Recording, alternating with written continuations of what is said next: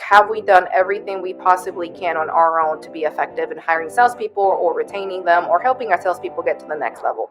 If you feel like you haven't, for those companies that are just so tired of bumping their heads against the wall, start doing something different.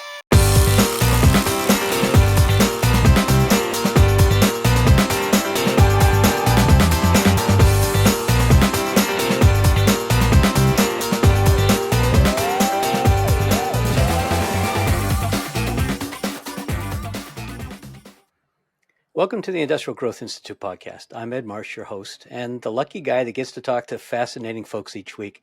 The goal of this podcast is to weave together hundreds of atoms of predictable revenue growth topics into a fabric to help middle market B2B companies win. But there's one thing that's undeniable. No matter how perfect your strategy or how brilliant your marketing or how genuine your focus on the customer, if your sales team can't execute, the rest of it's wasted. And increasingly, the data tells us that sales teams aren't executing. We've got a crisis in hiring and training and onboarding and coaching, and even, I would say, probably in firing too.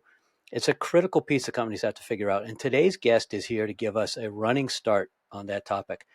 Brisa Renteria, a dynamic sales expert based in Dallas-Fort Worth, is the CEO of Improved Growth. She has transformed the industry with her game-changing sales selection process, achieving a 99% success rate in making the right sales hires. That's a number we definitely going to have to dig into. Mm-hmm. With a background in sales consulting and training, Brisa's 5-step sales selection program effectively identifies top-performing sales candidates, and her innovative approach has helped businesses across the U.S. to attract and retain the best sales professionals. She's been featured in radio and print and online as a leading voice in sales recruiting and has worked with companies like Keller Williams, and Seco Metals, and Microsoft, so across industries. She's the creator of the Sales Selection Success course and the creator and host of the Sales Selection Success podcast, where she shares all things hiring in under 20 minutes per episode. We'll talk a little bit about that later. Give her a chance to be on the other side of the microphone this time. Although I'll tell you, when you hear what she has to say, you might want to keep this episode to yourself as your company's secret weapon, but I'd appeal to your better nature. Share it with your colleagues and friends who will value the message. And while you're at it, please, subscribe and leave a review. It really helps. So I'd say let's rock this. Welcome, Brisa. Thank you so much for having me. It's such an awesome intro. Great to be here with you today. Well, thank you for spending some time. All right, we're going to get to know you better in a few minutes, but first there's something that I really want to get out on the table first because it's so important for the context of this conversation. And that is the cost of a sales hiring mistake, because they're so common and many people just think they're unavoidable. They just say, well, we're always going to have this problem. And I think that many people don't really even tally up the expenses, the cost of it, because they figure there's nothing they can do about it. So take us through the cost of a sales hiring mistake. Yeah. So we've all heard the statistic that it's 2 to 3 times the salesperson's salary, right? That's what textbook, that's what likely you're likely to read or hear from other people. But when you really start doing the math and you start putting into marketing and training and onboarding and time spent and opportunity cost, it's significantly more than 2 to 3 times the salary, right? And so it's funny because I was working with a company a couple of months back. All they hired for was full commission salespeople. And most companies, a lot of companies, believe that full commission, we don't have to pay them anything. So they're a lot less costly than hiring somebody full-time, salary plus benefits and all. Cash flow wise and money wise, yeah, that might be the case. But unless you're hiring the right salesperson, you're still spending marketing on them. You're still onboarding them. You're still training them. You're still missing out on opportunities just for you to develop them and ramp them up. So 2 to 3 times the salary is what we say, but we found out that it's significantly more than that, especially depending on your industry, your sales cycle, size of accounts, and who you're going after. Yeah, and I think opportunity cost is something people don't talk enough about. You touched on it there, but if you're in a big ticket sale with a long sales cycle, so if you got a 12-month sales cycle, you're going to hesitate to put somebody on a PIP and make a decision any faster than maybe, 9, 12, 18 months, depending on the philosophy of the company. Yeah. The cost that you have for that territory underperforming in the meantime is enormous. And then, because companies don't typically recruit on an ongoing basis, when you finally lose patience and let that person go, you don't have another person standing by ready to jump in. You're probably saying, oh, geez, I'm going to make another mistake. So should I even fill it? And that opportunity cost is enormous. So I agree. I mean, so if we're talking about a typical maybe $100 to $125,000 kind of a salesperson, obviously commission on top of that. That means a hiring mistake in most cases is somewhere, let's use $500,000 as a round number. Is that fair? Oh yeah, I think that was probably at the least, depending on the industry and the size of accounts. But yeah, the amount of money that's lost by hiring the right salesperson is just disgusting to a certain degree, right? Only for them to have to go back and redo it all over again Yep. and hope and pray that it's the right fit this time. And unfortunately, you've seen this too, I'm sure, Ed, where it's a lot of companies are just operating that way. They Yep. budget for that. They expect that. It's just kind of part of what they do, part of how they feel sales is like. You just got to churn through some people and go through that process. And that's just what it is. When in reality, there is a better way in order for people in companies to hire top performing salespeople. All right, so let's do a quick calculation. Somebody's going to listen to us talk for an hour and 15 minutes. Maybe they'll jump off early, go to your website and look at what's going on. But if we can save them one single bad hire in an hour and 15 minutes, $500,000, that's worth, what is it, $400,000 an hour or something like that. That's a pretty good return on your time. So everyone stick in here and listen carefully. Yeah. The main reason I wanted to jump in there is because, I mean, you've seen sales inside and out throughout your career. Yeah. And so you understand this from different sides. Take us through that. Starting Dallas native, going into sales training. Help us understand your background. Yeah. So it's funny because a lot of people look at me and they say, "Oh my gosh, how long have you been alive? And who are you to talk to me about my sales department?" And a lot of times it would be right. But I've actually been in the industry for a decade at this point. I started out in the sales training industry. I worked for the largest sales training organization in the world. I was a sales trainer. I was a consultant. I was speaking. And I was doing all the things right out of college. And nobody, especially CEOs, president, business owners, do they take you seriously at the ripe age of you just graduated from college, right? So you build yourself to a certain strength to where you say, you know what, screw this. I'm still going to figure it out and I'm going to do the things, right? So I feel like it only makes you stronger. I also worked for a car dealership for a short period of time. And the stuff that you learn and the rejection and the process that you have to go through when you're selling cars, I absolutely enjoyed my time working there, but I felt like, okay, I've learned what I wanted to do. I want to go work more in a professional setting, which that's where the sales training came in. What I can tell you from a sales perspective, how is it that I'm able to bridge the two? Well, as a sales trainer, I found myself frustrated because you're teaching people skills. You're giving them a process. You're giving them the methodology. You're giving them the tools that they need in order for them to be successful. And you're spending the time, and companies are spending resources and effort and everything into it. And what I found frustrating is that a lot of times that training just flat out didn't work because we were training the wrong salespeople. And so fast forward some years later, I went out and I started my own business. And I said, you know what? The one piece that I truly believe that companies were missing in their organization was having the right salespeople. There's no So, doubt that there's a lot of meatheads out there. And if you just look at a bell yeah. curve, we know by definition that only 7% are second and third standard deviation talent. Most are average or below average. Oh, huge, huge, huge. Now, interestingly enough, right, what I've also learned is that great, we have the right salesperson. We've taken people through the process, we've added data tools, we've done the things, but that company itself, although that they have a top performer, now they have to focus on retaining that top performer. Right. And the way that you retain a top performer is you have to have a process, you have to have systems, you have to have tools, you have to have continuous development, you have to have the right management in order for them to stay, because that top performer has options. Sure. And that top performer is going to leave if they feel like you don't have your stuff together as a company, All right. right? So there's a lot there, and we're going to dig into all of that Yeah. step by step. Let's, though, start. I mean, one of the things that's clear when I've talked to you in the past and just briefly here today is that you're not just showing up for work for the paycheck. Obviously, you own your own company, so there's more to it than that. But you're very clear that your mission is to help businesses thrive. And you talk on your website about thriving businesses, strengthening the communities. You share that you're a first generation college graduate. Obviously, you've got a passion for success. Talk a little bit about that to give us, again, some more context for the conversation. Yeah. So my mom was a single mom. I was born in Mexico City, came here when I was 12, single mom once again. And I saw that woman work, right? From she had to go and make boxes, and she would come home with her hands all cut up because all she was doing was putting together cardboard boxes. I saw her go put herself through school for her to become a certified nurse assistant and the stuff that she had to work on with that. I saw her go back to school and get a degree on something that she was working on when she was pregnant with me. Wow. So all I've been taught was go work, go figure it out because we can do the things, right? Right. So a huge part of my success and I feel like I've been able to do what I've been able to do because of the work ethic that I saw my mom and my grandmother. We have a long line of women in my family. We mostly have women in our family, and I've watched them just work and go in there and figure it out. And it doesn't matter that maybe you may not be given opportunities right off the bat. Go out there and create your own opportunities. So I'm a huge believer in that. And how about the community piece? I understand the family piece, but where does your commitment to strengthening communities come from?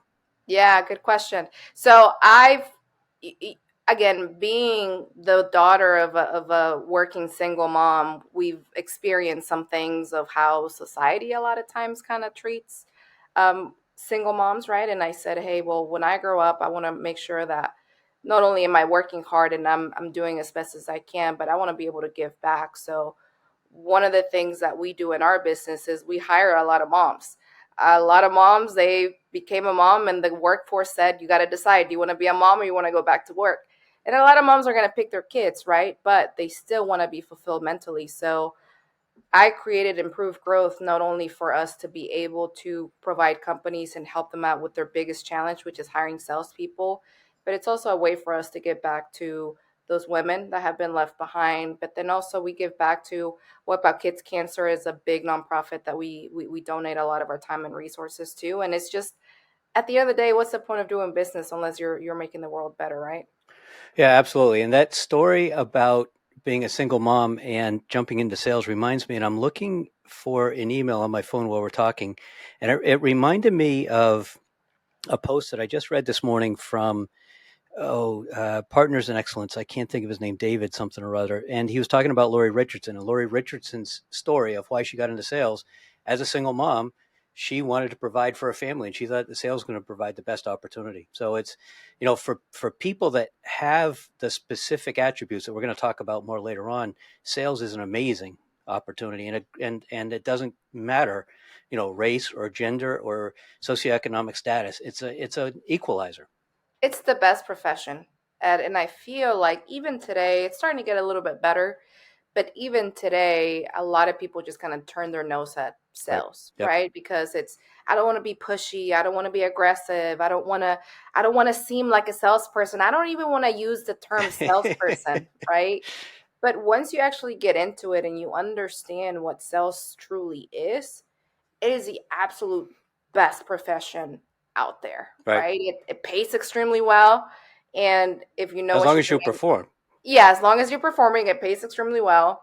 But it gives you a skill set that sooner or later we all end up in sales. My Right. sister and my husband, they all major in a professional. Um, my husband, for example, he majored in accounting, bachelor's in accounting, master's in accounting, has a CPA. He was on partner track.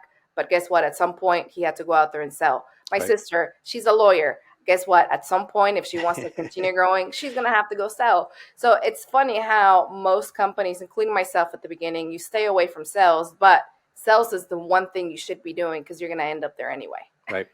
All right. So you talked about some people being hesitant about pushy sales. That is kind of what I associate with Sandler. And you started out in Sandler. It feels a little bit outdated. That may be unfair of me to say, but what I noticed was you jumped straight into Sandler. I guess after your work at the car dealership. Is it Yeah. common for somebody to join Sandler as a trainer without extensive professional background? It to answer your question, no. Okay. And there were several pieces to my role within Sandler, right?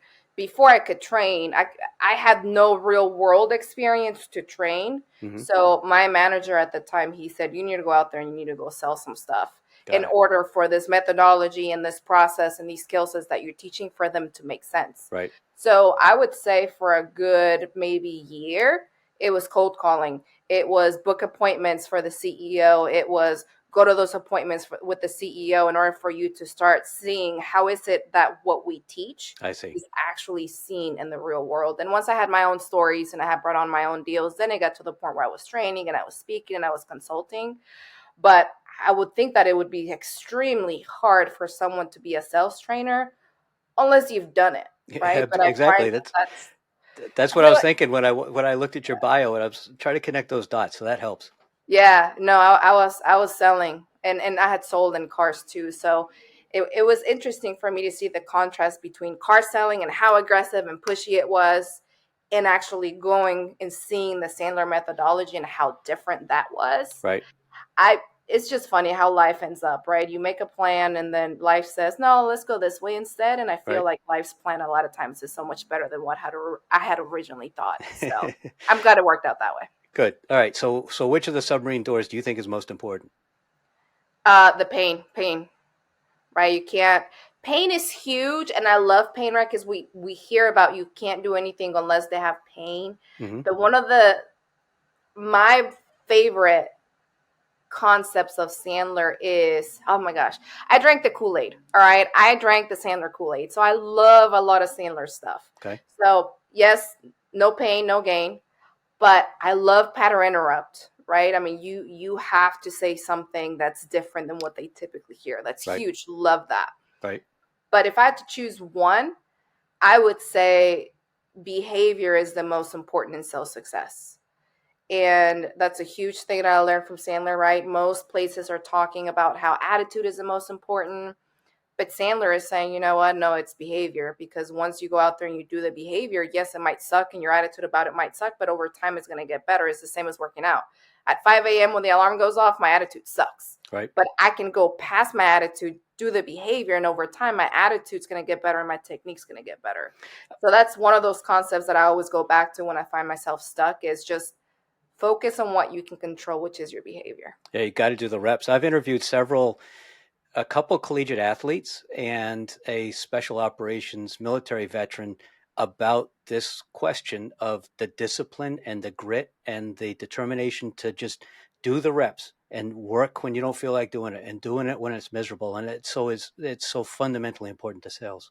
It's huge. It makes such a difference, right? Because you can have, I can't remember if you were the one who said this in training, Ed, where it's like you can have someone who's extremely motivated or they have the right attitude, but they may not be the right fit. So now Hmm. you have somebody who's like extremely motivated, but not the right fit. And I think some other words may have been used. But the point being is, attitude and motivation are great, but at some point you got to pick up the phone. Right. At some point you got to go network. At some point you got to go out there and ask the right questions and knock on doors and make stuff happen. And the only way you get there is you got to go out there and do it. So you mean the phone still works today? Oh my gosh, huge. The people, you know what? It amazes me, Ed, how people are using the same excuse that they were using 10 years ago, Yep. right? It's just incredible to me. I mean, I hear stuff like it's hard to get in front of people. Well, it was hard 10 years ago. It's hard to get people on the phone. It was hard 10 years ago. It's Right. hard to get in front of CEOs. Well, it was hard 10 years ago, right? It's like these same things. And a huge part of it is that leadership a lot of times buys into that. Yeah, there's So so little accountability, and leadership makes their own excuses. Everybody just sits around in a circle and makes excuses to each other. It's crazy. yeah, yeah. If anything, I will say I have found, and I'm not sure what you're seeing in yours too, Ed, but I have found that it's a lot easier to get in front of someone via phone now because nobody else is doing it. Right. Back 10 years ago, I would say there was probably a lot more effort into that. But now everyone has bought into the fact that nobody picks up the phone and nobody's calling. So for those people listening in, nobody's calling. So if you call, guess what? That's a pattern interrupt, Yeah, right? To it's the use the same. term. Same with a simple handwritten note. Use direct mail too. Put a Huge. note in front of people. Yeah. All right, but Yeah. a lot of people aren't doing that. And so as a result, I think statistics say that somewhere around 40% of reps are just chronically missing quota. Oh, And yeah. as I said at the beginning, there's this widespread problem, but people are so slow to react, like we talked about during the calculation of what it costs. And I don't understand it, because if you had an accounts receivable person who only sent 60% of invoices, or a shipping manager who only sent 60% of orders, they'd be fired. Why is it different with sales? Yeah. Well, my thought is that sales leadership has a lot to do with that. And I say that because they've accepted mediocrity, right? They've accepted that's just the way that it is. They've Right. accepted that this is what most salespeople are doing, so we should be okay with it. They've accepted this is what it's like in our industry, so they're okay with it, right? It's up until a company decides that, well, I don't want 60% of my sales force doing X amount of quota, right? I want 100% of them doing it. Then at that point, then that's when that company can move into a better direction. But if they continue buying into those same excuses, nothing's going to change, Yeah. right? So, yeah. You talked about the frustration you had when you would sell a deal, bring people in for training, work with them to train them, and they just didn't pay attention. They didn't care. They didn't get anything out of it. Um, what do you think is the issue there? Did they get the value of the training? Do they not care? Is it that their employers don't hold them accountable? What do you think is behind that? Yeah. So I would say it was all of the above, right? A lot of times we would have, say, a group of 10 salespeople talk to the CEO, and CEO would say, hey, go in there and train them. Okay, great. Part of our requirement is the sales leader needs to be there in order for them to know what is it that we're training people on so they can hold them accountable. Sales leader would not show up, right? Because Wow, they're just flat out too busy. wow. So at that point, training becomes an event, right? It's something that they did versus something that they're going to be held accountable to and trained to and managed to and coached to, That's right? just such a strong statement too. It indicates the value that management is putting on it. Yeah, exactly, right? I mean, if to your point, more salespeople would take sales training seriously if they saw the sales manager there, right? Right. If they saw the sales manager engaged, taking notes, talking about how is it that they're going to be using that back in the office. So that was a big part of it. The other part of it was the person themselves, right? And that is, I'm teaching you the skill. A lot of times, the majority of the skill sets they wanted us to train on was teach them how to close, right?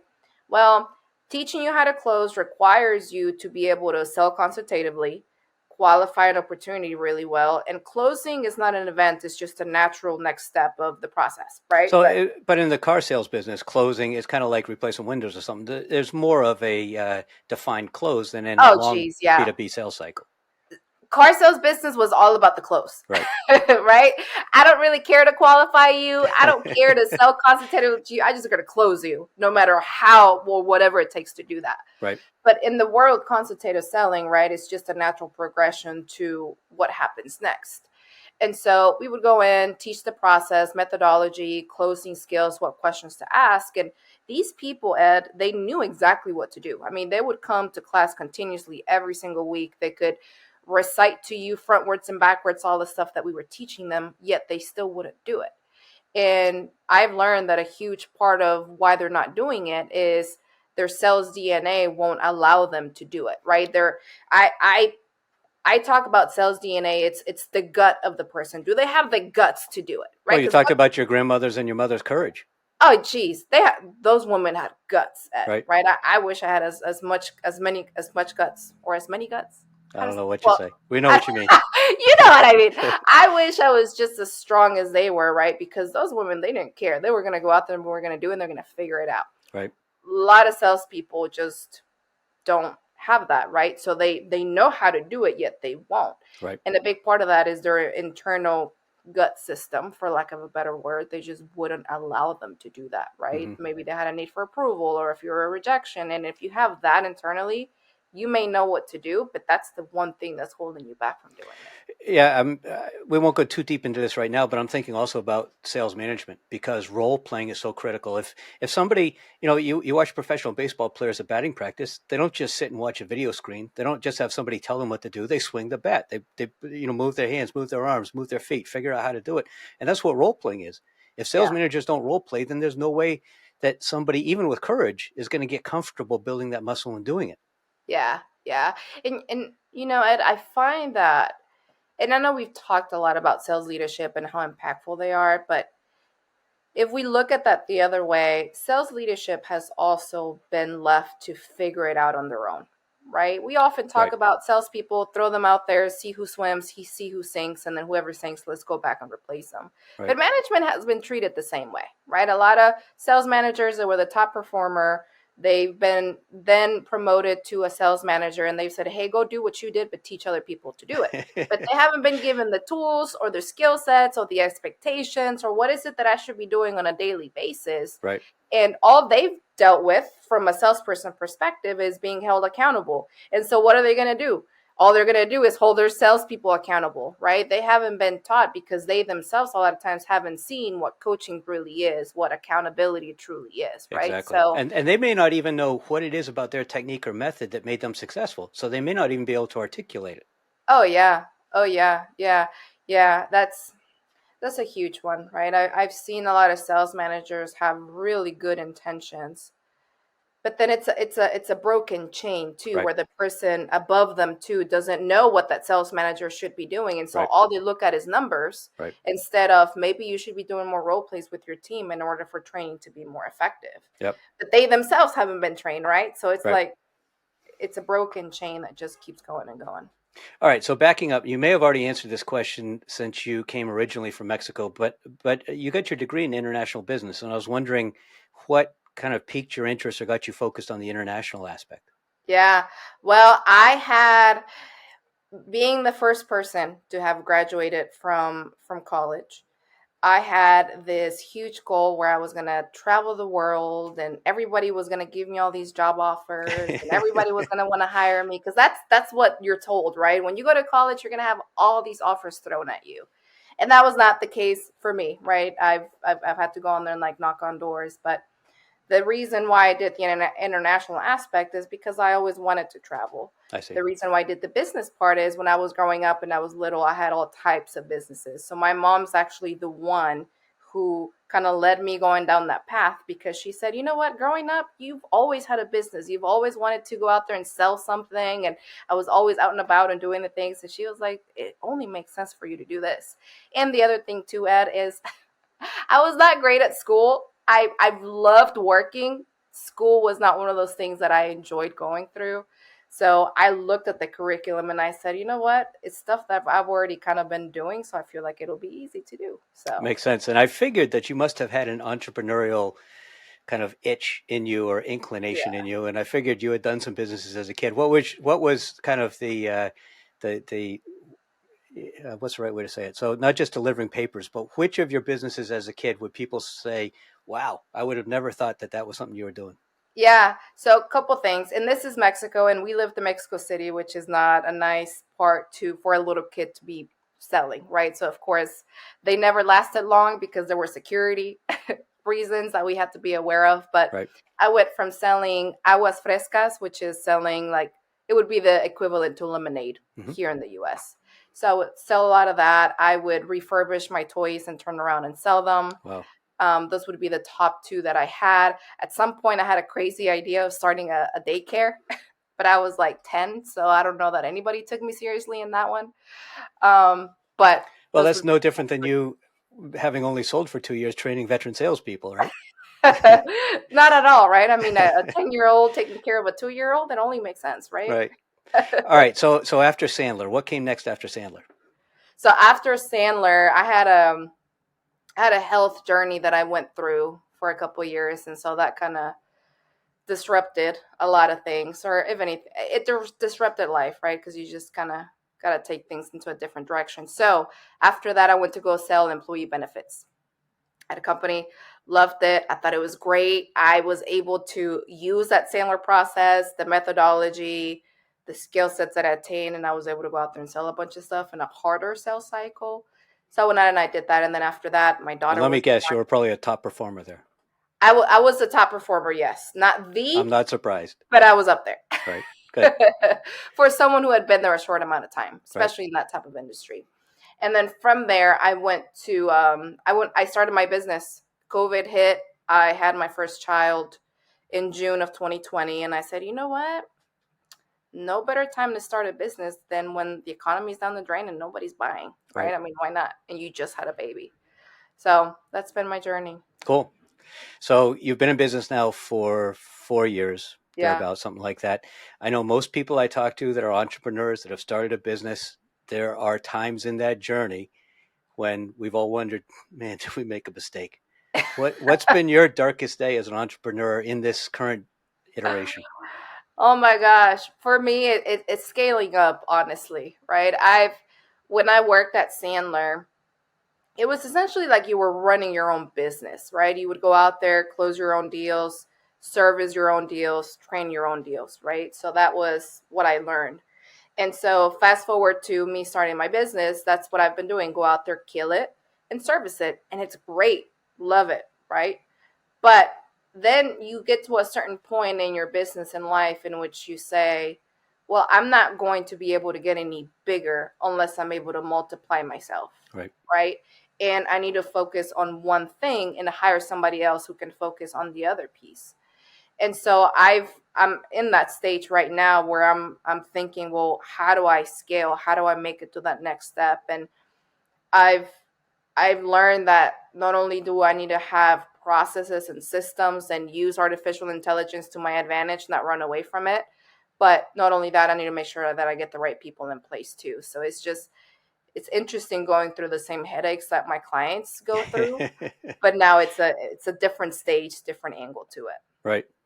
And the biggest thing that along the way you thought at the time was a mistake that you had made that turned out in retrospect to be brilliant? Great question.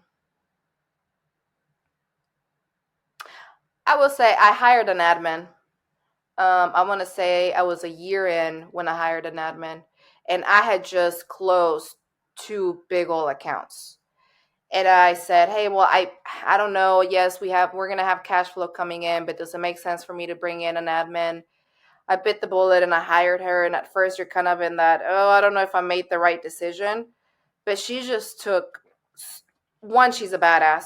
Two, she just took so much stuff off my plate, Ed. I mean, she was doing stuff outside of what a typical admin would do. So it was one of those where it was like, not sure if it's the right fit, but let's go through it. And it ended up being just amazing. And I'm so glad. Virtual, or is she in an office with you? So she's in office, but not really in office. So she's in my area, Mm-hmm. and we're still friends today. But it was virtual. It was hybrid. Let's just call it that. Got it. She was a working mom. She was a mom that had been at home with her kiddos. Nobody would hire her. She was looking to make a career change, but again, it's just most companies are kind of hesitant to Right. hire a mom, right? So came in, brought her in, kicked ass, and then now she works somewhere like that she really enjoys, pays her so much better, and she has a ton of opportunities. So Cool. All right. What's easier, raising a daughter or trying to train salespeople? uh, oh my gosh. Well, and let's assume a 3-year-old daughter, not a 13-year-old, because that's probably the hardest job in the world. Well, I have two daughters, so I'm trying to see my 10-month-old. So I have a soon to be four, and I have a 10-month-old, and that 10-month-old is, I'm pretty sure she's trying to kill me. Um, so I would say probably trading salespeople, honestly. Well, that's a Yeah. brutally honest answer, and that says so much, because Yeah. everyone knows how hard it is. I mean, it's an incredibly rewarding experience to raise kids, but it's hard. And the Oh my fact gosh. the fact that with your insight and background that you recognize training salespeople is harder is a powerful statement. Yeah. And, I've never had more appreciation for my mother until I became a mother. Yeah, sure. And I was not an easy child. I was the insane one out of my sister and I. So more power to her. But if I had to choose, yeah, training salespeople. And the reason for that is a lot of times a lot of salespeople are just not coachable, Right. right? They believe, hey, I've been doing this for years. I've I've been in the forgotten more about sales than game. you're ever going to know. Oh my gosh, yes. There's nothing else I need to do better. Yep. This is just the way that it is, and so it's Our hard to industry is different. We've all heard all those things oh yeah, before, it's just what it is, right? right? And yeah, So 2 daughters, 2 dogs. What breed dogs? I have one now. Okay. Um, one dog, and then she's a mutt. We rescued her. she Got it. was she was on the line to be put down, and we got her the Oh day man. of, and Wow. she's awesome. My That's daughters neat. love her. She's super sweet, and I'm so glad that we got her. That's neat. Yeah. So you mentioned earlier about kids' cancer. You commit 5% of your revenue to a nonprofit focused on wiping out cancer in kids. You shared some of where your passion for helping people comes from, but how did you specifically select that as a focus point? Yeah. So I mentioned earlier that I had a health situation that I faced, and I actually went through the cancer journey a few years back. Well, I had thyroid cancer, and that sucked. Ed. It sucked because I was fairly younger back then, and you don't expect it. you're still young. I'm still youngish, right? I mean, I'm keeping the white hair for a reason. But you don't expect cancer at the age of say 26, Right, with a and young kid. so yeah, you're young, right? It's one of those things that you think, oh, it'll happen when I'm older, and to get it at 26 is such a shock that you're like, oh my gosh, really? Right. Um, Went through radiation, had the thyroid taken out and all, and when I was in radiation, when I took the radioactive pill, that I had to be quarantined in the room for a full week. Nobody could come in. I could not go out anywhere. Hmm. You're vomiting. It's horrible. One night at 2 a.m., I wake up and I'm like, oh my gosh, God, why would you do this to me? Why am I going through this? And then a thought just came into my head, and I thought, you know what? Little kids go through this.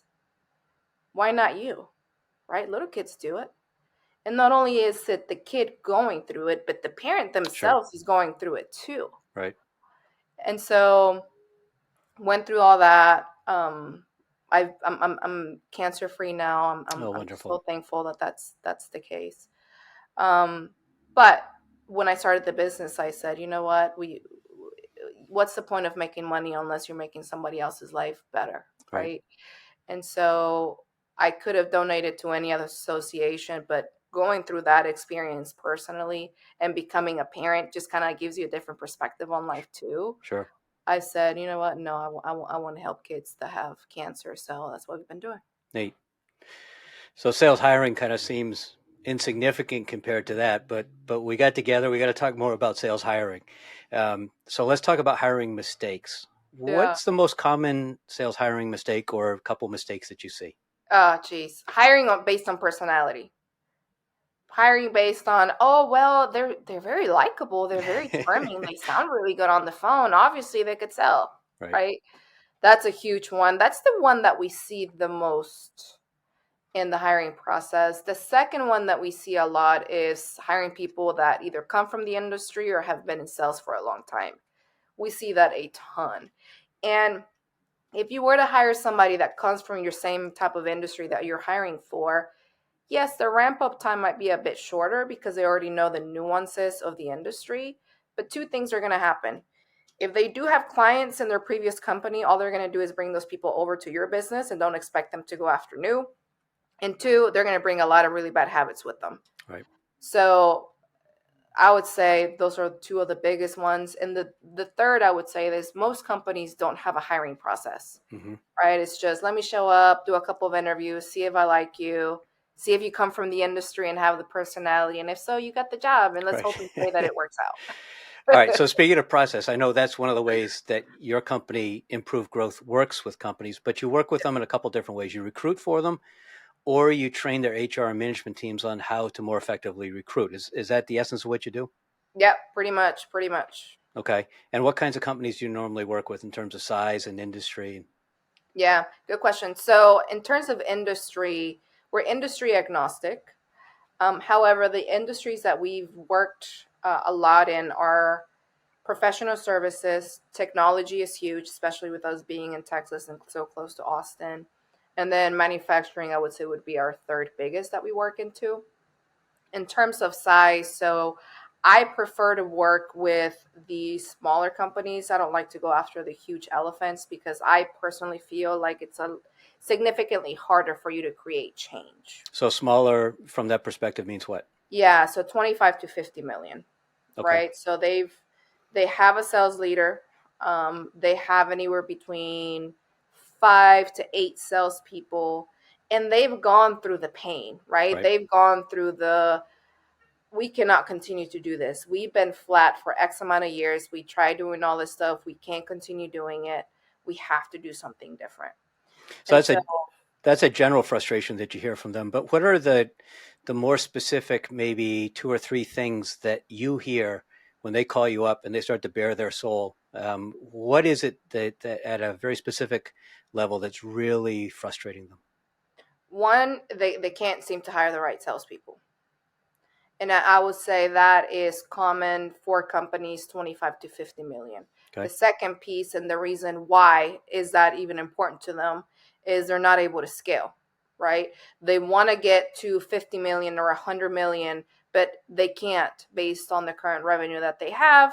And so then you need to go out there and hire top performers so that they have more of a predictable way of them for them to get there. Mm-hmm. So that's overall the end result of what they're looking for. But as far as what's the immediate pain point is, they just can't seem to hire the right salespeople. I see. All right, Yeah. we talked about Sandler and which submarine door you thought was most important. Let's talk about your training. You have 8 modules that run through your training, from defining the role and attracting the right candidates through onboarding. Is there one stage that you think is most important? Yes. So it's interviewing is huge, right? I find that a lot of companies don't know how to interview. And the reason why they don't know how to interview is they are having a lot of times recruiters do the interview, Right. whether it's just the first phone interview. Well, here's the thing, some recruiters have no sales experience nor sales leadership experience, so they don't know what to look for. And there's misaligned incentives between recruiters and companies in most Yeah, cases. yeah, yeah. So to that point, if my incentive is different and if I've never been a sales leader nor have I been in sales, Right. then what should I even be looking for because I've never done it? Right. And so they're going to default to what most companies do, which is personality and experience and whether or not they come from the industry, right? So knowing how to effectively interview for you to truly understand whether or not they are the right person is huge. Um, the other piece is most companies rely on their gut to make a decision, right? It's just a matter of, does it feel good? Do I have a vibe about them? Well, your vibe about them is going to be wrong a lot of times, Right. right? So a lot of companies are not using data. I'm a huge proponent of objective management group, sales assessment candidate. It's changed the way that we go out and we hire salespeople, because it is not only is it predictive, but it gives you a ton of data on the person themselves. Yeah, and through our mutual friend Andy Miller, also who we know through OMG, he's got some great research and some really startling research. Like, resumes and interviews, traditional in-person, unstructured interviews, are each only 18% predictive of sales success. Yeah. Personality and behavioral tests, like some of those common tests that you've probably heard of, are, I think, 22 or 20 and 23% respectively predictive of sales success. Even IQ is, I think, only 45% predictive of sales success. Sales Yeah. success is not based on the last job, because the last job may be completely different. It's Hmm. based on actual, measurable, empirically important data, and the OMG assessment does a great job of teasing that out. Oh yeah, for sure, for sure. I see. It's funny because I was talking to a candidate earlier today on this. He mentioned that he's gone through the hiring process with all types of companies, and that they've all had him fill out all types of assessments. And this is one of the things that he said, they're having me fill out stuff that has nothing to do with my Right. role. They're coming up with what kind of animal I Right. am, what color am I, what's my personality, right? But it has nothing to do with sales. And we look at it from a consulting perspective, from an employer perspective, but we also got to take a look back and look at it from a candidate perspective, right? There are candidates out there who are saying, oh my gosh, why am I going through this assessment for me to find out what kind of animal I am and how is that even relevant to Right. sales, right? So it's important to think about the candidate experience too. Yeah, from that perspective, the candidate experience, how often do the companies that you consult with stop to think about their Glassdoor rating? Not many, Is that a problem? interestingly enough. It's huge. It's huge, right? Especially when you have companies that are wanting to hire younger people. I'm talking Gen Z, I'm talking millennials. That's one of the first things that they're going to look at. And so if you are a company that's looking to tap into younger talent, you have got to look at your glass doors because that's what they're going to look at. And if they see that you have anything less than, say, 4 stars, there's no way they're going to go through the process, or they might, right? Because maybe they need to start putting something on the resume, but don't expect them to stick around. Right.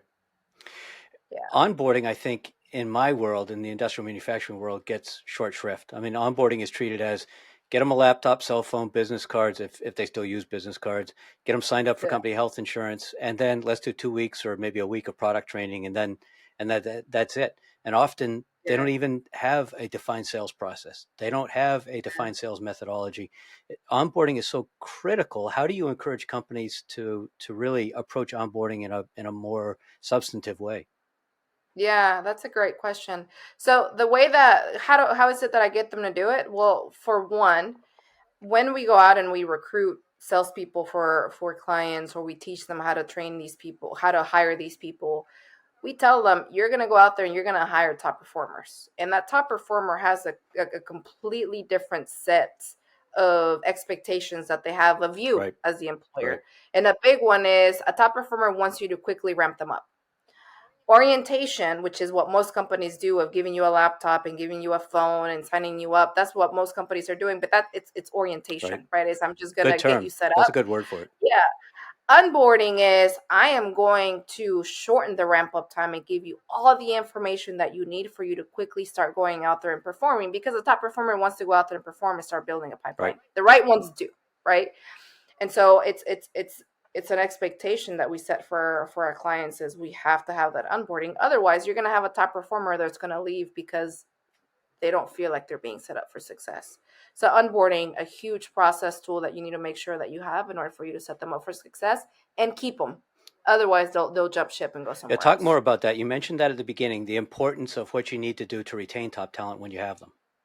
Yeah. So one, you have to have a strong onboarding process. You have to have it, right? You have to have your onboarding needs to be set up in a way in which you and your salesperson needs to know where each of you should be at the end of 30 Hmm. days. From a sales leadership perspective, you need to know where is it that you need to be with that new salesperson at the end of 30 days, as well as that salesperson needs to know where is it that they need to be at the end of 30 days. And so it needs to be 30 days, 60 days, 90 days. So definitely start putting that in place. The other piece that needs to be set in place is one-on-one coaching sessions with the manager, right?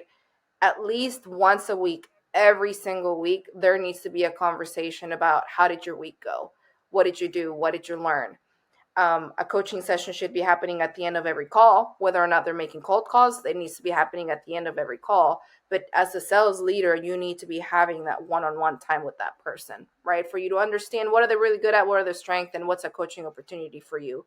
And then the last piece that needs to be set in place is that there really does need to be a training program, right? Yes, chances are some companies are hiring somebody that's significantly a bit more tenured, but those people too need to continue to sharpen the saw, to use a Sandler Right. term, right? They need to continue growing, improving, having a sounding board to work with. So I would say those would be the top three. And sales leadership themselves needs to get good at that stuff too. And So so we're talking about three different kinds of, I'll call it training, but there's the onboarding, which is getting somebody up to speed. Then there's training, which is an activity that happens periodically with a group of people. And then there's coaching, which happens, mm, you graciously say maybe once a week. I think it has to be every day, but that's oh one to yeah. one. Yeah. Yeah. Yeah. One to one every day, to your point, ideal, right? Definitely. And I would also argue that if there's no role playing, it's not actually coaching. Oh yeah. Yeah. Yeah, for sure. I would say, and a company needs to take a look at their setup, right? I do, going back to what we were talking about, a lot of sales managers are not doing what they're supposed to be doing because they haven't been taught that that's what they're supposed to be Right. doing. But I would look at the size of the team, right? I have worked with companies that they have one manager has a team of 15. Well, it's very hard, and that's where restructuring needs to happen, right? It's very hard to do a daily one-on-one when I have 15 people and I need to go and drive alongs, and I need to listen to calls, and I need to Right. do call reviews and do all these things, right? So depending on the size of your organization, definitely take a look at how many people you have. If you have a team of, say, 5 salespeople or less, to Ed's point, yeah, every single day. You should be role playing. You should be doing ride alongs and doing all those The things. military has a term they call span of control. In other words, what's the maximum number of people that a manager can reasonably manage? And typically the numbers are somewhere 3 to 5. And I find that with sales managers that really are committed to coaching and role playing on a regular Mhm. basis, it probably is 5. Maybe they can carry a little bit of quota themselves at that point, but not a lot. Yeah, yeah. That's another talking about how is it that companies do a disservice to sales leadership is they just flat out give them too many Right. people. And I would agree anything more than five becomes a bit too much. I would say the sweet spot is probably anywhere between probably 3 to 6, Yeah, fair. Yeah, I think that's probably right. right? So So, let's talk about the assessment and let's talk about onboarding and let's talk about training and let's talk about coaching because that assessment provides data that can inform not only the interview, but then the onboarding and then the training and then the coaching because it helps you understand strengths and weaknesses in areas where, I mean, even great salespeople have areas where they can improve. And so you can focus on those and help them in those areas. Is that fair? oh yeah, huge. So when I started in the training industry, as I shared, so I sold. All I did was sell for the first Mm-hmm. year. And part of my hiring process was going through the OMG assessment. And I learned what my sales DNA was, what my skill sets were, desire, commitment, all the things that you would want to know in a salesperson. And one of my weaknesses at the time was I had a terrible buy cycle. And buy cycle says the way that you buy is the way that you sell. So the way that I was buying at the time, because I was a broke kid straight out of Right. college, right, is I was comparison shopping. I was looking for the best deal. I was thinking it over, right? Hey, I'm not sure if it's the right time. Let me go back and just kind of go home and think it over, see if it's the right fit. And so my manager at the time sat me down and he said, your buy cycle is terrible. We need to fix that, right? And that's where the coaching would come in, right? And he said, decide you want to buy something, decide how much money you want to pay for it, and once you see it, buy it right then and there. Don't go back and think it over. Don't go back and look for a coupon or for the cheaper price. Just buy it right then and there. And at first you're Right. uncomfortable, right? Because you're like, oh my gosh, I've never done this. But having gone through the exercise and the change, now I show up at the store. I decide if I want to buy something, how much I want to pay for it, and I buy it right then and there, right? The one who drives me crazy is not my husband because he's the comparison shopper now. But my point in sharing that is that at the time when my bicycle was terrible, I was letting prospects ride me along. Right. I was letting the prospect think it over. I was letting the prospect look for the cheaper price. It's until I fixed my own sales cycle that I started holding people accountable to having a shorter sales process, taking them through the process and not letting them go back and think it over if it was the right fit.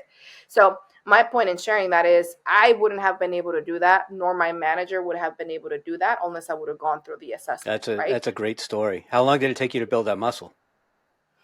I would say it takes a while, right? Because you gotta go make some money Right. to buy stuff with. Right. Especially when you're straight out of college and you're just broke all the time, or at least for me I was. I would say it took me a good 3 to 6 months to get there. Because I had made enough of the calls, I had some revenue coming in to where you were able to buy those larger Mm-hmm. purchases. Um, but 3 to 6 months, which I believe it's not that long for it to be such an impactful Right. thing in the sales process, right? Yeah, another one that's Um, related to that is concern or fear or hesitance to talk about money. And I yeah, tell people, often a young kid is standing in the driveway, the neighbor pulls up in a new car, and they say, "Oh, geez, Mr. Smith, that's a great car. How much did you pay for it?" And they get backhanded, and somebody says, "That's rude. You can't talk about money," and that just sticks with them.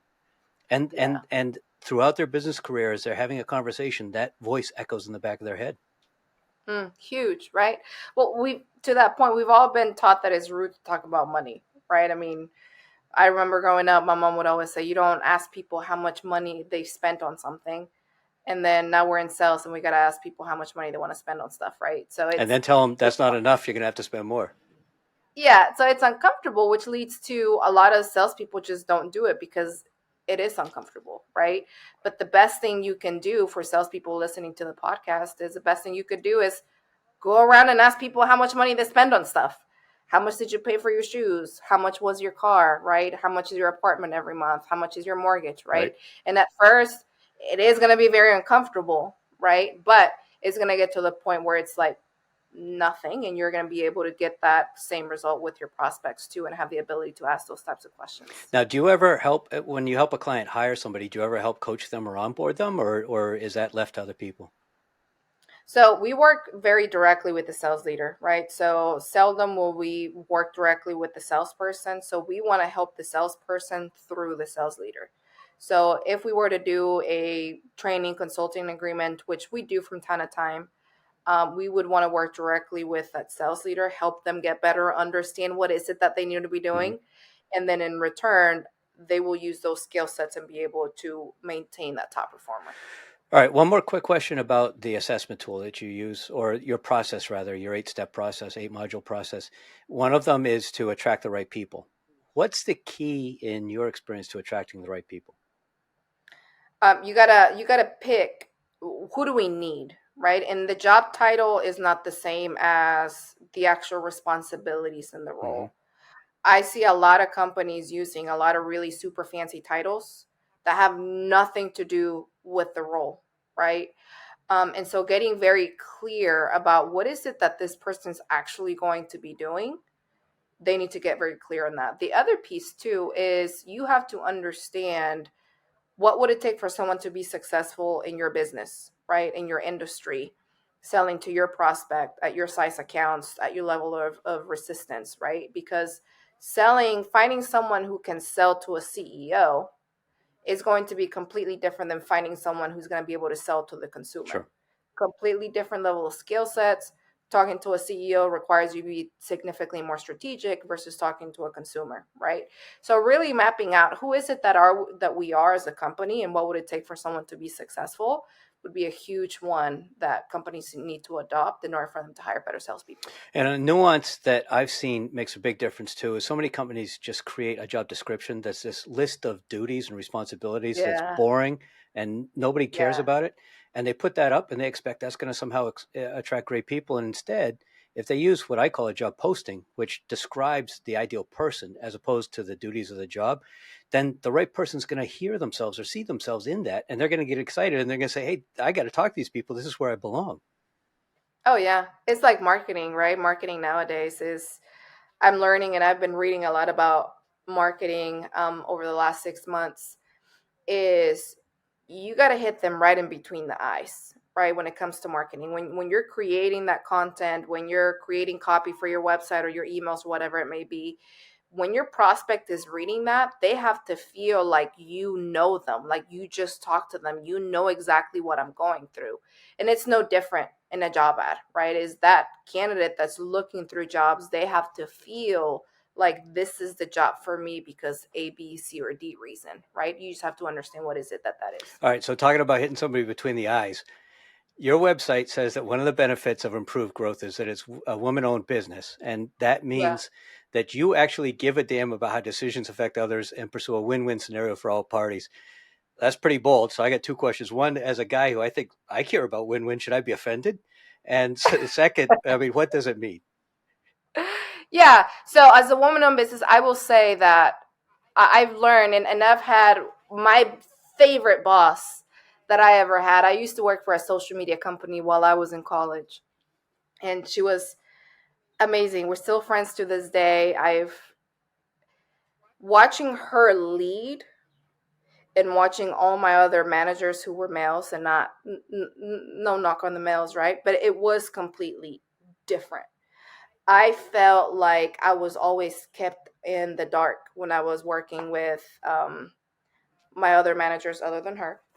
And with her, I knew exactly what was happening. She was so open. She was very personal. She cared about my family. She cared about when I was graduating. It was just a different type of leadership. And so when I went out and I started the business, I said, I've learned so much from her and the connection that I made with her.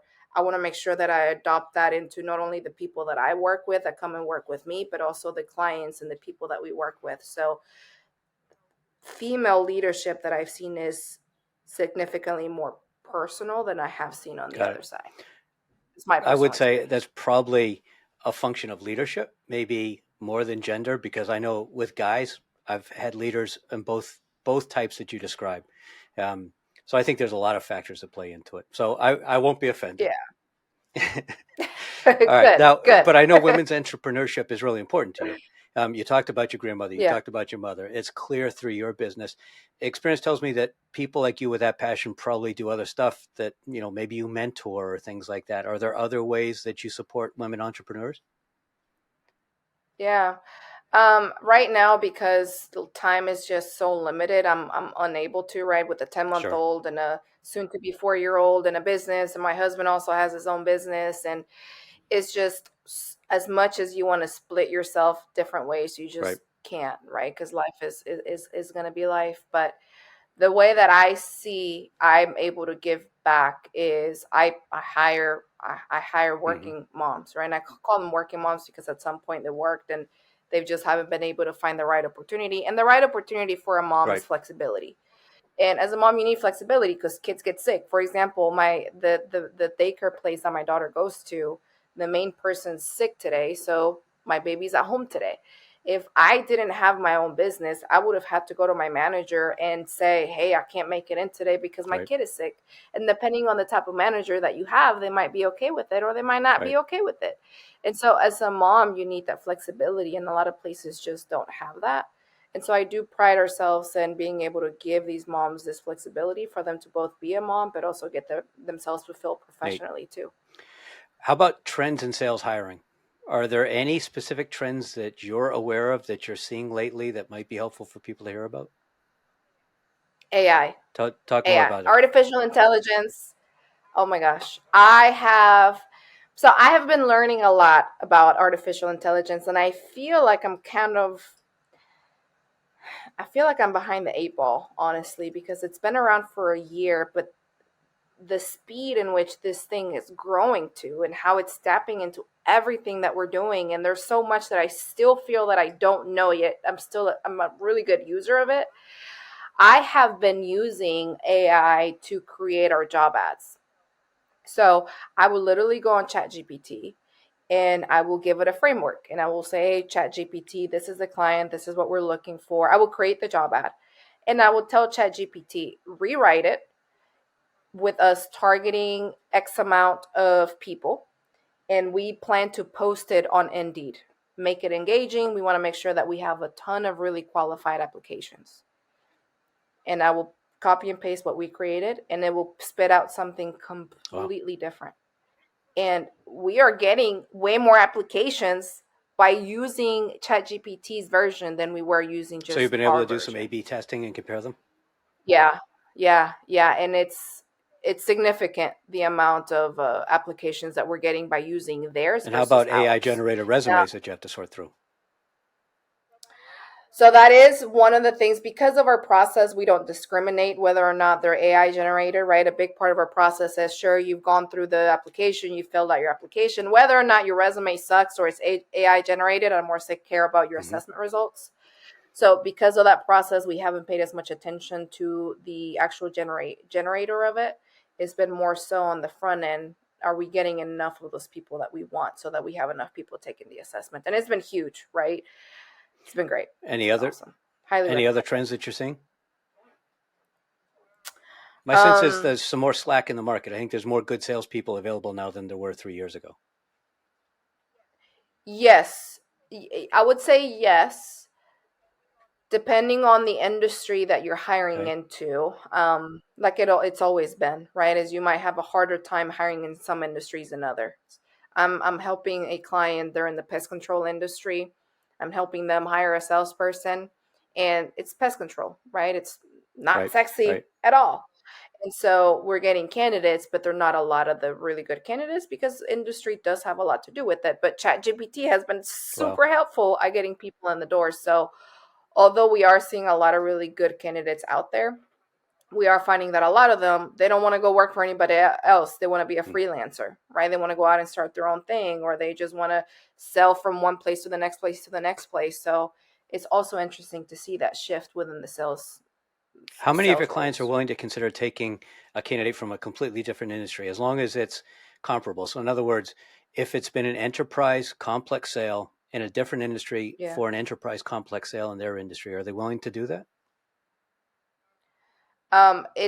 It's definitely a conversation that we have up front with them, right? So at first they are very Hmm. hesitant about it because a lot of times they feel like it's going to take longer to train them or onboard them.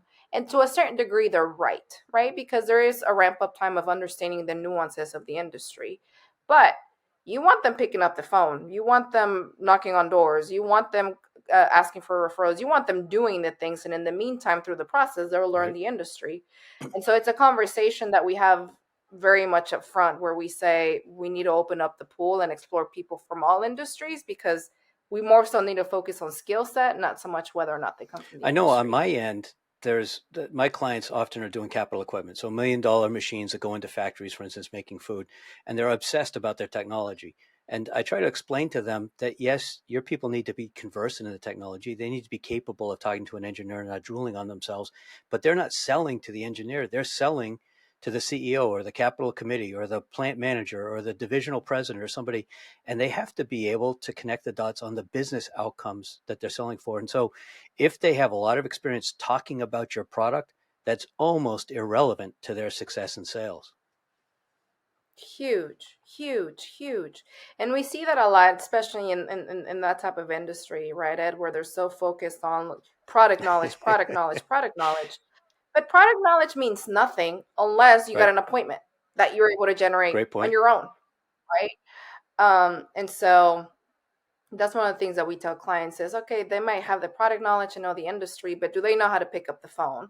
Or have they been in an environment where all they've been fed is leads, or they've been in the right place at the right time, and that's how they've been able to bring in huge accounts? It wasn't from their own efforts of going out there and Or to your hunting. point So earlier, not only are they able to pick up the phone, but will they pick up the phone? Do they have the guts, the yeah, determination, the discipline to do it even when it's not fun?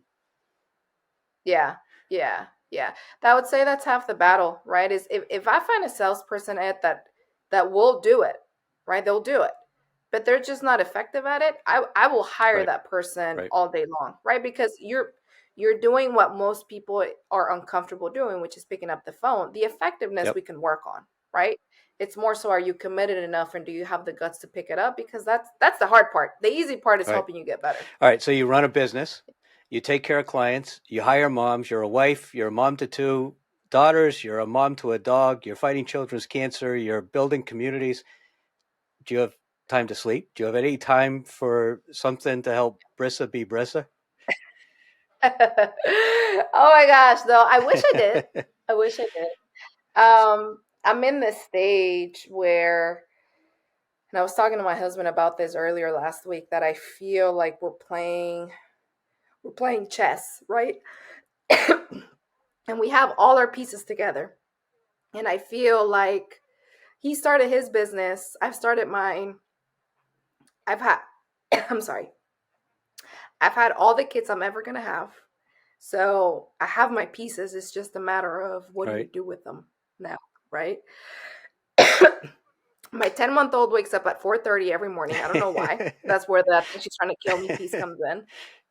Um, my 4-year-old, she's such an easy child, but she's a child, so I've always been adamant about I want to give both of them the same opportunity, the same attention, even if it means to my own detriment. And a lot of people would probably disagree with me on this, but I do believe that consistency and working Right. with them and getting them a routine is huge.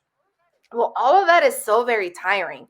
And when 8 o'clock comes around, I am pooped Right. on the couch, and I am like, I want to do nothing with nothing else. But then you got to keep going, right? You got to send the email. You got to put the dishes to wash. So I feel like I'm in a boiling pot right now where there's no time. But they're gonna get older, and I'm sure there is gonna Right. get time. I've started working out again, which has been really good for Oh, my good. mental health. So that helps. But in terms of, I would love to tell you that I have all these really cool hobbies and I'm this really super cool person that does all these cool stuff. I'm not. I'm really Well, it sounds like boring, you're a but a super lot of cool that is person doing a lot of cool stuff, but maybe just, important stuff, not hobby stuff. yeah, I wish I had a hobby. I used to do ceramics and I was really good at it. Um, but All yeah, right. for right now, I'm boring. Let's just Well, say you're that. certainly spending some other time learning. You mentioned how you've been reading a lot about marketing. What topics are you Yeah. spending time digging into to learn more about to kind of make you more effective in your business? Yeah. Marketing has been a huge one, Ed. And that is because all I've known is how to be a salesperson, right? Pick up the phone, generate Right. an appointment, knock on doors, generate an appointment, have a conversation, convert it. And we've been successful over the last 4 years because I've been a salesperson. And at the beginning of a business, I believe that Hmm. you need that. You need the cash flow. You need the confidence to keep going. You need to bring in the clients for them to give you reviews and give you the confidence to go after more, right? Otherwise, to me, marketing is great, but it's more so the long term versus the Right. short term of sales, right? So I've been educating myself on the marketing piece, and more so than me hunting and going to them, I'm wanting to build the engine of people coming to me instead. And so I'm learning that I need to be a thought leader. I need to be posting more consistently on LinkedIn, giving people information, and finally being more consistent with my YouTube. But more so, I'm learning that you want to get very clear about who are you going after. At the beginning, Ed, I was swinging at Right. everything, right? Anything and everything. And it's part of what you need to do to keep going. But over time, you do, especially from a marketing perspective, you got to get very clear about who do I really want and really determine what do they look like, what do they do, what size companies, what industries, what are their pain points, what are they hoping to do, where do they live, what do they do, what do they drive. It's been one of those things that I never really thought about, but it's made such a huge difference in our Neat. business. If somebody wants to learn more about hiring and recruiting, what resources would you send them to? I assume your LinkedIn and maybe your website. We'll talk about your podcast in a minute, but are there other podcasts or blogs from other people that you find to be good resources? Yeah. So I am a fan of Dave Curlin. Anything that Dave Curlin does, whether it's his blog, he doesn't have a podcast, or he used to, but he does have a lot of videos on his LinkedIn. I listen, I watch, I think he's a brilliant salesperson. So from a salesperson's perspective, as well as leadership, and love him and everything that he has to say. So he's a huge person that I recommend to people. I drank the Sandler Kool-Aid. So anything Sandler, if anybody says, hey, what should I do sales training wise? Send them to Sandler. Um, so those are my recommendations in terms of where can people go in and find us. My LinkedIn, I post a ton of free resources on there. We have a YouTube channel that we're trying to be significantly more consistent in. I also have a podcast that I'm trying to be more consistent in as well. And so those are some good resources for that people can check us out to get more Yeah, information on so I'm a us. fan of Dave too, and Dave still does have a blog. It's at his Curlin and Associates. Um, Does he have a podcast still? He used to have or was it a radio show that he used to do back I in the don't day? recall. He certainly does a lot of videos. But you say back in the day with Dave, I've known Dave since 1992. I took my first OMG assessment as a salesperson in 1992, and I took at that point Dave was no longer a Sandler trainer, although his model kind of built on some of the principles of Sandler. But I took sales training Right. from him probably 92 to 95 or something like that. Yeah, Oh before my you were born, I'm gosh, sure. you're so. No, I'm not that young. I wish I Uh, was. Um, he's brilliant. right, Love him. Love. I've baseline selling my husband. So he just he left his role as a CPA at a property management company. He's gone out and started a flooring business. And I told him, you have got to go through right. Dave's course. So he's going through his course, and he's brilliant. So good. I wish I was that strong of a salesperson. He's All awesome. right, let's talk about your podcast. In one of your recent episodes, I know you cover the 5 interview questions that you think many companies miss. Take us through those questions quickly. Yeah. So for one, a lot of companies miss finding out questions about sales cycle. Who do they typically talk to? How long does it take for them to close a deal? How do they sell value? Most companies are often focused on, well, what would you do in a situation like this? And how big is your network? And how do you go about when you pick up the phone, right? Who do you call on? And will you pick up the phone? They ask a lot of leading questions to, of course, the candidate's going to answer the question based on what's going to Right. make them look better, right? So, focusing what companies need to be doing instead is going to be focusing on things that are going to give them insights into how will they go about managing the process, what's their methodology like, how do they sell value, at what point do they close, how will they go about prospecting. If people are not picking up the phone today, what will they do in order for them to actually pick up the phone, right? So more so sales specific versus just generic questions that they're likely to Got it. find online. All right. You mentioned how people can find you, and I'll put in the show notes the links to your YouTube channel and your website and your LinkedIn as well, so people can reach out to you there. Thank you. As we approach the end of this discussion, let's kind of talk a little bit big picture. The biggest business problem that you see companies facing over the course of the next 5 years that you think they should be preparing for? AI. AI is coming to change the game, right? I'm on Upwork a lot because I find a lot of good prospecting deals on there. And I have seen people looking for an AI salesperson. And as fast as AI is growing every single day, every single minute, I believe that we will get to the point where a company's not going to need any salespeople, or they will. The really strong ones, the really good ones, because AI is likely going to take care of 90% of the And so, process. as a sales recruiter, then what are you going to turn into? Are you going to be a prompt writer for those AI salespeople, or what's your job going to be? I got to figure out what my job's going to Got it. be, right? I got to figure out. When I was first learning about AI, I'll be honest, I was super scared of it. And I said, oh my gosh, this is going to change the industry, my industry completely. My husband, who just started a flooring company, he's going to be fine, right? If anything, AI is going to augment his business. My pest control client, he's going to be fine. If anything, AI is going to augment his business. For a company like myself, where we do consulting and we do training, well, AI is going to disrupt that industry, and already has. It a lot of companies who focus on consulting, they're laying a lot of people off. And so at first I was scared of it, and I said, oh my gosh, it's coming here to change this. But now we have to look at it in terms of, how can I use this to my advantage, and how can I maybe cut costs and be more so on the front end of this versus being scared of it and hanging on like most companies typically Right. do. Think about Blockbuster and Netflix, right? Blockbuster could have bought Netflix, but they didn't because they were scared of streaming. And so now look at Blockbuster, look at Right. Netflix. So rather than being scared of it, we have to more so think about, how can I use it to my advantage? And it might be having to create a completely different structure to your business. And that's okay. And it's a bit early for me to tell you what that would be, because I'm still trying to figure out what that would be. I will say I am a huge fan of ChatGPT. It has cut down the amount of time that I'm spending on a lot of stuff. It's cut it down in just minutes. And that's a huge reason why it's disrupting the consulting industry. And ChatGPT specifically, there's a lot of tools there that people are talking about, Claude and Perplexity and others, but ChatGPT is the one that you find most effective.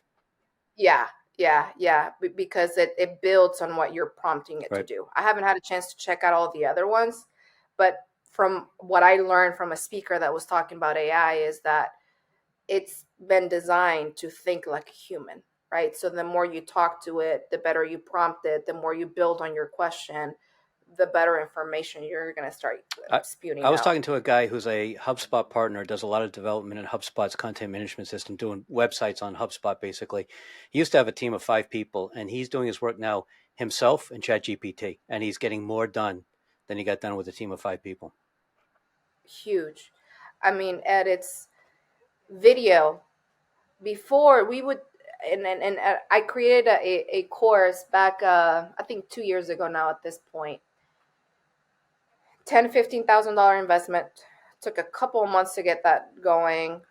Makeup, clothing, lighting, editing. It's the works, right? It took a lot of time. It took a lot of money. Luckily, we've now made our money back on that investment. But fast forward 2 years later to now, I could have created that course in half a day Wow. for a fraction of a Wow. cost. So it's thinking about that too, right? And a lot of companies is, I feel like, and I'm making a huge assumption, but it's likely that a lot of companies kind of have my immediate mindset about AI, and I was scared. And I was like, oh my gosh, this is going to disrupt things. I don't like it, right? Because I'm human and we dislike change. But once you start kind of learning about the benefits and how can it be more effective and how can I pass this on to my clients, it only makes sense to kind of head towards it versus against it, because we're going to be left behind like Blockbuster, So I right? asked you about the threat, and you thought AI. I was going to ask you about the opportunity, but I'm assuming that I've already heard that answer, that you think the opportunity is AI as well. It's huge, huge, huge. It's a threat. It's an opportunity. It's so new. Um, there's so many things that are Right. unknown. It's scary at the same time, right? It's scary to to kind of think about what's going to happen in the future with the next generation that's going to grow up with Chat GPT and what would they be like. Um, I don't know. I have very mixed feelings about Yeah, I AI. I think love it, yet I'm scared of it. yeah, most people I think agree. All Yeah, right, so yeah, fabulous yeah. conversation. Wrap it up for us. Give us kind of 30 seconds at a high level your view on how companies improve their sales hiring to completely change their business. Yeah, so the first thing you got to look at is you have to make a serious assessment of yourself and your business. And you have to look at and think, have we done everything we possibly can on our own to be effective in hiring salespeople or retaining them or helping our salespeople get to the next level? If you felt like you have and you've given it your all and you've tried multiple things and you still haven't gotten there, there's a lot of people like myself and Ed that can help you get to that next level. If you feel like you haven't, start doing something different, right? And I would love to sit here and tell you I would love to be that person, but I also believe that things are going to happen at the right time. AI is here to change things too, so that might be a really great resource. But for those companies that are just so tired of bumping their heads against the wall and they know that there's a different and better way, we're more than happy to help them out. Cool. Sounds good. What a wonderful conversation. Thank you for your time, Brisa. Thanks for your insights. Thank you for Thanks for your having me. candor. I really enjoyed the conversation. You too. Great questions you asked, Ed. Thank you so much for having Thank me. you. All right, everyone listening, don't keep this a secret. I know you may want, like I said at the beginning, this to be your secret weapon, but you got to share it with colleagues and friends. Give us a like, give us a comment or a review or whatever, and send this link out to some people who you think would appreciate it. Thanks very much for joining us.